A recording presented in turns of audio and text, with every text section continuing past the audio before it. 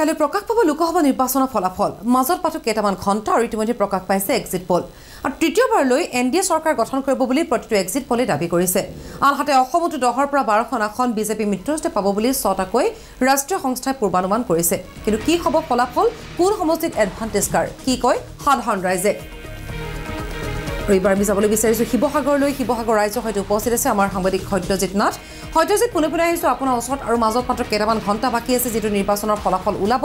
আৰু ইতিমধ্যে এক্সিট পলৰ সমীক্ষাত কিন্তু এনডিএ পুনৰ চৰকাৰ গঠন কৰিব বুলি ইতিমধ্যে উল্লেখ কৰিছে গতিকে শিৱসাগৰ ৰাইজে কি কয়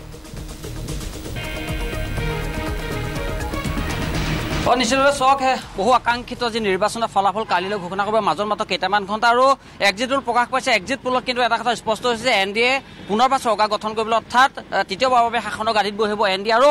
যদি অসমৰ প্ৰেক্ষাপটৰ কথা কোৱা যায় 12টাকৈ কিন্তু লোকসভা সমষ্টিক বিজেপি মিত্ৰজোঁটক প্ৰদান কৰিছে এক্সিট পোলে মই শিৱসাগৰৰ যোৰহাট লোকসভা সমষ্টিৰ অন্তৰ্গত শিৱসাগৰ সাধাৰণ ভোটাৰ আছে মই সাধাৰণ ভোটাৰ মনৰ প্ৰতিক্ৰিয়া জানিবলৈ চেষ্টা কৰিম কেইটামান ঘণ্টা বাকী আছে আকাংক্ষিত নিৰ্বাচনৰ ফলাফললৈ সমীক্ষাত মতে এনডিএ পুনৰবাৰ চৰকাৰ গঠন কৰিব আৰু 12টাকৈ সমষ্টি অসমৰ 12টাকৈ লোকসভা সমষ্টি কিন্তু এক্সিট পোলৰ মতে এনডিএ পাব কি ক'ব কি ভাবিব চক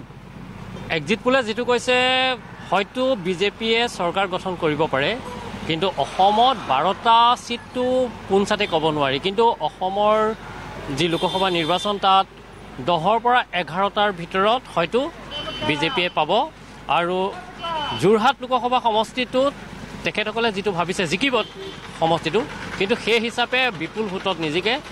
40ৰ পৰা 70,000 মানৰ ভোটৰ ব্যৱধানত তপন গগৈ জিকিব পাৰে নিশ্চিত আৰু এগৰাকী সাধাৰণ ভোটাৰ আছে আপোনাৰ ওচৰলৈ আহিম সমীক্ষাত প্ৰকাশ পাইছে 12খন আসন কিন্তু এনডিএক দিছে অৰ্থাৎ বিজেপি মিত্ৰজোঁটক দিছে আৰু এনডিএ পুনৰবাৰ কিন্তু সৰ্বভাৰতীয় পৰ্যায়ত এনডিএ কিন্তু চৰকাৰ দখল কৰাৰ দিশত গৈছে বুলি এক্সিট পোলত প্ৰকাশ পাইছে যোৰহাট লোকসভা সমষ্টিৰ কথা কি ক'ব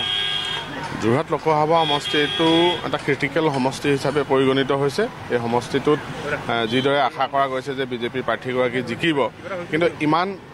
সহজ নহ'ব যেহেতু তুমুল প্ৰতিদ্বন্দ্বিতা হ'ব এই সমষ্টিটোত আৰু মই ভাবোঁ যে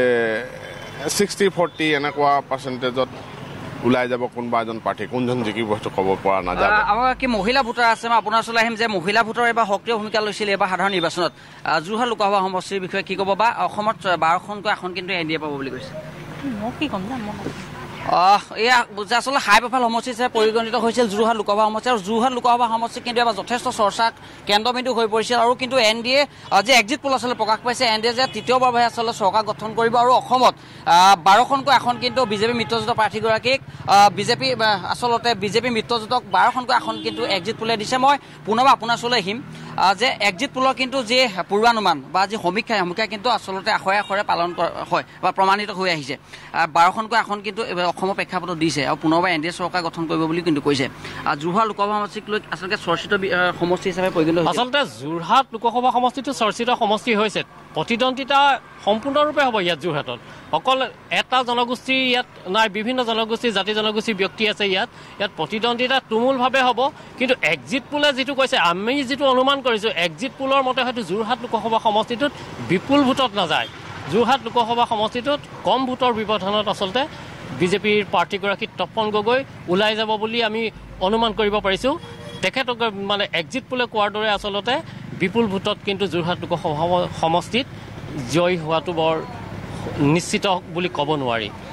অপেক্ষা কৰিব লাগিব মাত্ৰ কেইটামান ঘণ্টা আছে কালিলৈ যিহেতু ফলাফল ঘোষণা হ'ব ফলাফল ঘোষণাৰ পিছত তথ্য পোহৰলৈ আহিব আচলতে কিমান আচলতে ব্যৱধানত যোনগৰাকী প্ৰাৰ্থী জয়ী হয় কিন্তু এক্সিট পোলৰ সমীক্ষাত অসমত 14খন আসনৰ ভিতৰত 12খনকৈ আসন কিন্তু বিজেপি মিত্ৰজোঁটৰ ফালে বিজেপি মিত্ৰজোঁটে লাভ কৰিব বুলি এক্সিট পোলত কিন্তু প্ৰকাশ পাইছে কিন্তু আমি অপেক্ষা কৰিব লাগিব কেইটামান ঘণ্টালৈ কাৰণ কালিলৈ প্ৰকাশ পাব নিৰ্বাচনী ফলাফল